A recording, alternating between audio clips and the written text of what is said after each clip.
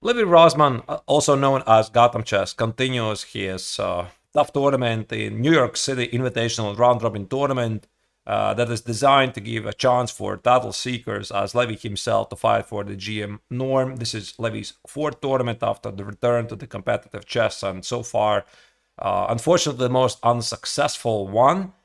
And in the round 6, he was playing with the black color against the American Samrok Narayanan, a FIDE master whose rating is slightly higher than Levy's. So I would like to walk through some of the key moments of this game. So the game opened up with e4, c6. Levy stick true to his beloved Karakan defense. So d4, d5. And before the tournament, when we are doing an overview of the opening choices by Levy's opponents, I noticed that Samrok mainly plays two systems. He plays either e5, the so-called advanced variation, which is a very popular system nowadays, or also e takes on d5, c takes on d5, the so-called exchange variation. So e5 was played by Samrok, and Levy decided to play c5. So the idea was to spicy up things, play something a bit sharper. This is what I suggested because I noticed by observing Samrok's games that he is a fine positional player. He knows perfectly well where to position the pieces. But when it comes to the sharper battle, he not always would make the right choices. So my suggestion was that look for a fight if you can. That's why Levy played c5, and after knight f3, c takes on d4. So the main move here is queen d4, with the idea to meet knight c6 with queen f4. But again, I mean, there's nothing wrong with the move knight e4 itself. Now, Levy played knight c6, immediately hitting the pawn on e5, the knight on d4. White took on c6, b takes on c6, and I think from opening standpoint, it has been a success for black because black has solidified the center, has no obvious weaknesses, and also has a potential open b file to do some damage. And here, Samrok very quickly played bishop e3, which is a bit weird move because he decided not to develop the kingside pieces first, and this surprised Levy. So here Levy started to think quite a bit, and he played this move e6, something I was not quite happy with because it's like a generic normal move, but again, it's a passive choice. He blocks the bishop on c8 for no good reason, and I thought that he should have played something more dynamic. Like, I really like knight h6, so the idea is to try to go either knight g4 or knight f5 and keep the bishop open. And if White would play something like bishop takes on h6, g takes on h6, bishop g7, etc., and black is pretty dynamic. The second idea I was thinking after bishop e3 to play queen c7, keep the pawn, try to provoke White to play 4, and now play something like, again, maybe knight h6 is a move, or f6, takes it, knight f6, use the fact that White has committed to the pawn f4, g6, bishop g7, bishop f5, and have a very fine game. So instead, Levy opted for this passive choice, and now after knight e2, knight e7, he decided to put the knight here. Again, I think knight h6 was a bit more dynamic to give the chance for White to take on h6. White played bishop d3, stopping knight f5, and Levy played knight g6. He hit a pawn on e5, and here White played queen h5. He defended the pawn on e7 and was willing to continue development with something like castles and f4. Now here Levy decided to trade the queens, which maybe was not the most dynamic move. I was considering should he play queen h4 or bishop e7. Now the point is, if he plays bishop e7, he also enables the threat of d4, and I somehow like this move more, because now White needs to figure out what to do with his threat. For example, if he plays c3, Levy could play c5, re-enable the threat. If I will play knight f3, Levy could play rook b8, enable the threat. If I will play b3, Levy could play queen a5. Basically, give the tone to the game. Right, keep pressing immediately, get more information where to position the pieces, and then make the decisions. So this move queen h4 was a fine move. By the way, bishop g6 tactically doesn't really work for White because after h takes on g6, now the queen on h4 no longer is supported by the knight, but it is by the rook. So here the pieces were traded, White got castle short, g3 fails because of a very funny fork, knight g2, and White gives up the Duxford bishop for no good reason. That's why it's not good. Short castle, and the next small inaccuracy by Levy. Levy played knight f5. Now, what I didn't really like, and again, it probably has something to do with his state of mind in this tournament, it's just not working his way. There's already so many losses so far. Levy decided to force matters. I mean, the move itself is not a mistake, but I think it was a good idea to try to give white a chance to play g3 himself, and maybe he should have started with something like bishop e7 or a5 or c5 or something, and try to give white the chance to settle things with the knight on h4. So let me play this knight f5 immediately, forcing things, and this allowed some rook to get a pretty simple plan with knight b3 and bishop c5, which was, by the way, still okay for Levy.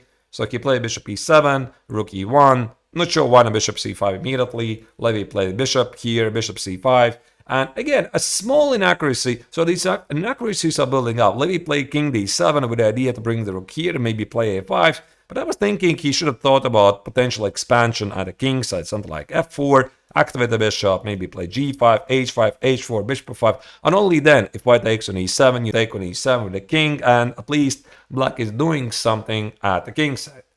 So after king d7, what happened here, there was a trade, and now essentially Levy gave up tempi. Still the position is pretty okay.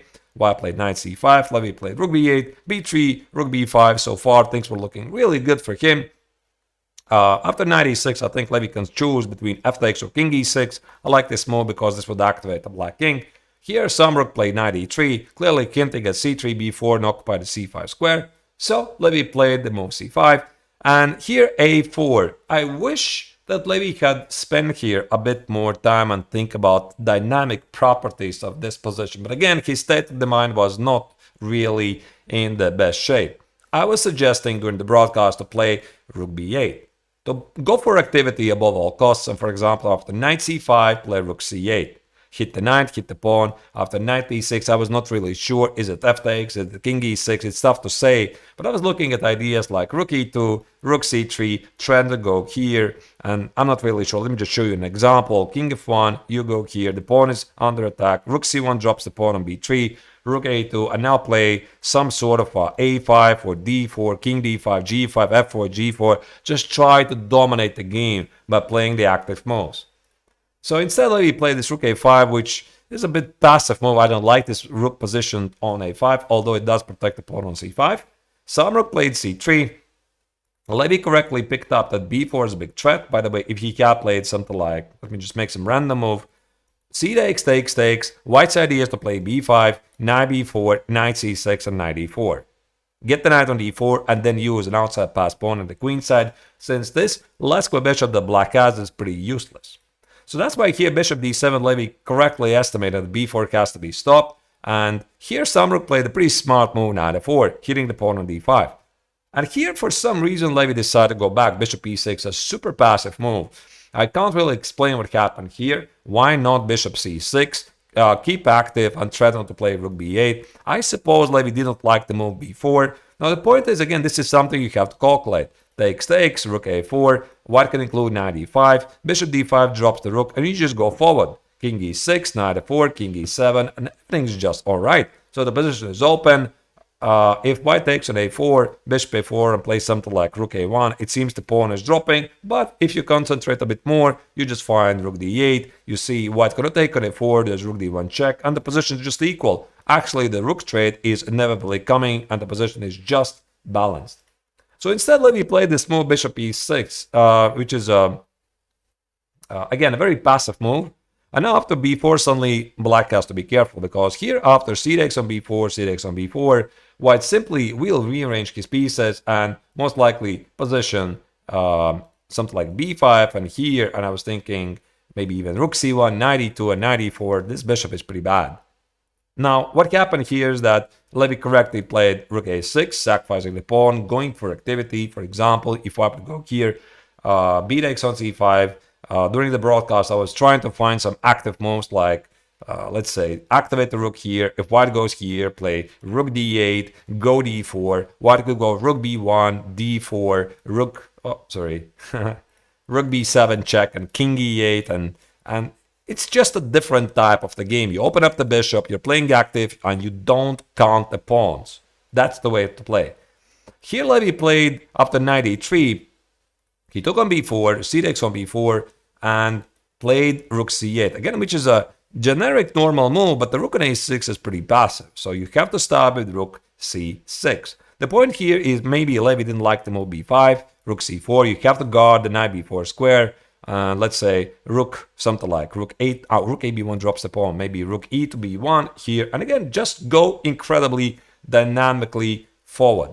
So something like f4 and knight b4. Again, maybe forget about the pawn, go forward, knight e5, king e6, push everything forward. That's the only way to play out this position, because the alternative is passivity. I mean, actually, Levy could have played also king d7, knight b4, and something like king c7, knight c6, and play king b6, a5, king b7. Looks a bit scary. The knight on c6 is quite well advanced, but actually this kind of advancement for white could also backfire, because essentially what black is doing here, black has an extra piece, while the king on g1 for white is not really playing. So let's say if Levy plays bishop d7 and wins the knight on c6, he would have a chance actually to turn around the tables.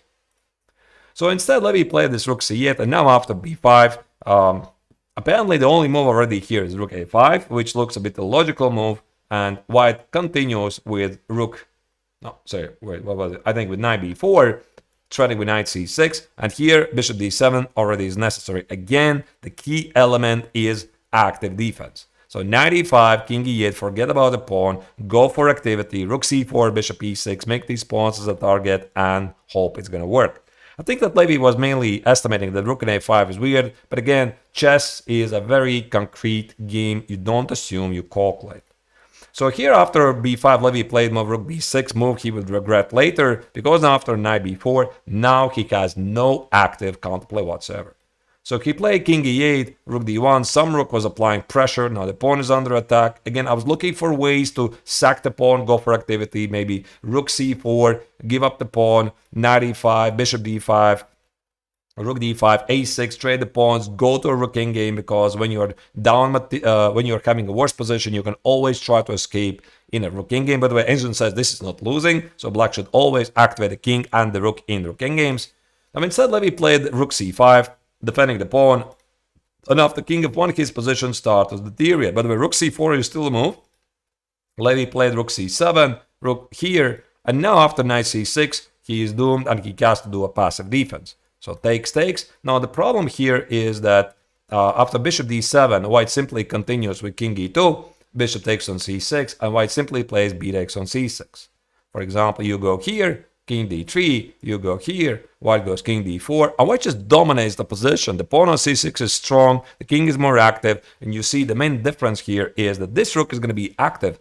This rook on c7 is passive. So that's why it doesn't work, and Levy finally understood that he has to go for activity here, d4, activate the pieces, but it's a bit too late, because now here king e2 was played, he attempted to use the d pawn as a bait, and unfortunately bishop d5 quite does not work, because white can continue simply by playing f3, king d7, and here play king d3. I think this still was the best chance for Levy to go to this endgame and pray it's not losing. Engine says it probably is losing, because white is so much forward advanced, because for example king b6, white just goes king d5, king e6, goes around, and black is simply short in 10 pieces to advance first. He had to do this, and maybe some rook wouldn't have went here and then kick out the knight on c6 and try to save the game. For example, here white could have played knight b8, trade the pieces, misplay the position, and then actually these pawns become targets. It didn't happen. So Levy played bishop b3. He was mainly expecting rook a1, and then probably something like bishop d5 to kick the knight out, knight e4, rook c4, which still is pretty bleak, but at least he had the correct idea. But here some rook correctly picked up a strong move, king d2. Now the point is, he sacks the pawn on a4, but he wants to dominate the bishop. Levy had no choice, he had to go here, knight e4, and now the only chance try to stay in the game is rook d7. You cannot trade rooks. Rook d7 and hope that white is going to misplay this. So for example, rook c8, king e7, king c3, I played something like rook d5, but most likely it's over anyway. Rook c7 check, and if the rooks are traded, it's lights out. You have to keep the rooks on the board.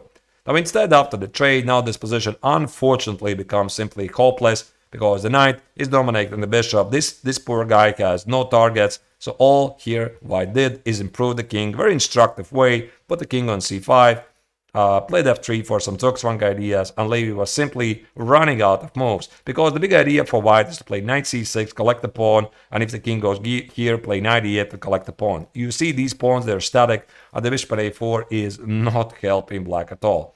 So the game finished the following way. g5, Levy attempted to get to the pawn on g2, but knight b5, white is advancing, and if king c8, knight e6 collects another pawn, and white is winning the game.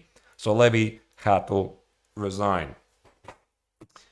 Well, what can I say? I mean, disaster continues. Half a point out of 6. Very, very hard lessons, but I don't really think that from a grand scheme of things it dramatically changes something. The tournament is simply not working well, and I think that Levy is desperately looking for a quick way to finish this tournament. Forget it. The lessons already are pretty obvious. We have to work on the calculation. We have to work on the decision making and stop being so passive with the passive choices. But like I already said, all of this is because he's currently very fragile, unfortunately, and he's just not playing the chess that he is capable of. So it is what it is. But things will definitely pass. This tournament will pass. It's something to forget. 3 more rounds are to be played. Actually, the next one will be later today, which would be midnight Central European Summer Time, and what time is it actually? 6 p.m. Eastern Standard Time. So Levy is going to play round 7. Thanks to all of you who are supporting. We have the lessons. Levy's losing basically all the rating he has gained in the previous New York Invitational IM Norm tournament, about 20 points something. Not yet a huge tragedy. Of course, major setback, but the road to the Grandmaster title will be with bumps. This is a bump, obviously, and a big one. Let's remain positive, keep working, and if you like, by the way, the video, please press a like and subscribe to the channel. Really appreciate it. Thank you.